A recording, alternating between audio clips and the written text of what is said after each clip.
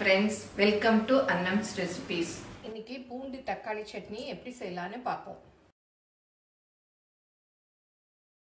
நீங்க என்னுடைய பொருட்களை வாங்கணும்னா கீழ வர்ற வாட்ஸ்அப் நம்பர்ல ஒரு ஹாய் போட்டீங்கன்னா எல்லா டீடைல்ஸும் வரும். அதை பார்த்து உங்களுக்கு என்னென்ன பொருள் வேணுமோ அதை நீங்க ஆர்டர் பண்ணி வாங்கிக்கலாம். இதுக்கு தேவையான பொருள்லாம் என்னென்னு பார்த்துருவோம். 10 பல்லு பூண்டு நான் பெருசாக எடுத்திருக்கேன். சின்னதாக இருந்தால் நீங்கள் கொஞ்சம் கூட எடுத்துக்கோங்க. இந்த மாதிரி நாட்டு தக்காளி 5 எடுத்திருக்கேன். கருவேப்பிலை கொஞ்சம், அப்புறம் தாளிக்கிறதுக்கு கடுகு, உளுத்தம்பருப்பு, பெருங்காயம், அப்புறம் 2 வத்த மிளகாயை சின்னதாக கிள்ளி வச்சுருக்கேன். அப்புறம் தேவையான உப்பு, அப்புறம் மஞ்சள் பொடி, தனி மிளகாய் பொடி, இவ்வளோதான். இப்போ எப்படி செய்யலான்னு பார்ப்போம்.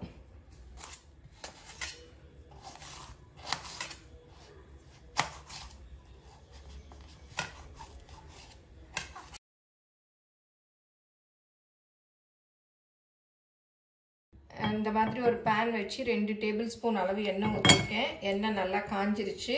இதில் கடுகு, உளுத்தம்பருப்பு, பெருங்காயம், இந்த காஞ்ச மிளகாயை போட்டுக்கலாம். இதெல்லாம் நல்லா பொரிஞ்சிருச்சு. இப்போ தட்டி வச்சுருக்கோம் இல்லையா, அந்த பூண்டையும் போட்டுடலாம்.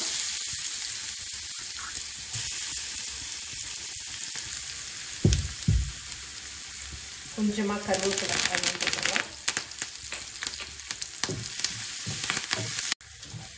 பூண்டு கொஞ்சம் நல்லா வதங்கணும். இப்போ உப்பையும் போட்டுக்கலாம்.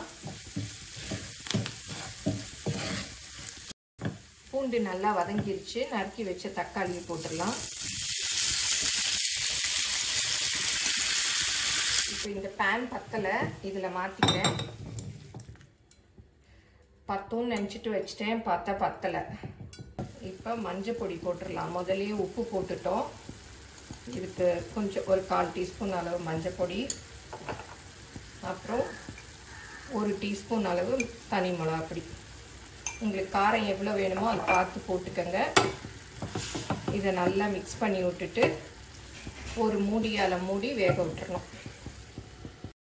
பாருங்க, நல்லா அப்படியே மசிஞ்சிருச்சு. இதில் கொஞ்சம் தண்ணி வேணால் கொஞ்சம் ஊற்றிக்கலாம். ஒரு 1/4 டம்ளர் அளவு ஊற்றிக்கலாம். தக்காளி மசியலைன்னா இந்த மாதிரி மேஷரை வச்சு கொஞ்சம் மசிச்சு விடுங்க. நல்லா கனிஞ்ச தக்காளியாக இருந்தால் மசிஞ்சிரும். இது நல்லா அப்படியே மேஷ் பண்ணி விட்டுருங்க.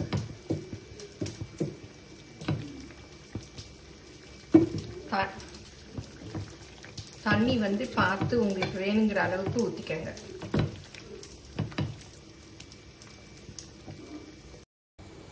இப்போ திறந்து பார்க்கலாம்.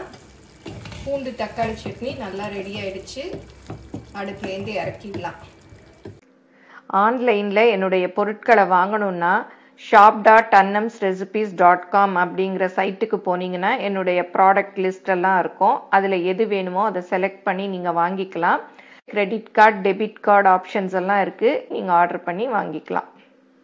ரெடி ஆயிடுச்சு. இதை வந்து நான் இன்னைக்கு சொரக்காய் அடக்கி செஞ்சுருக்கேன்.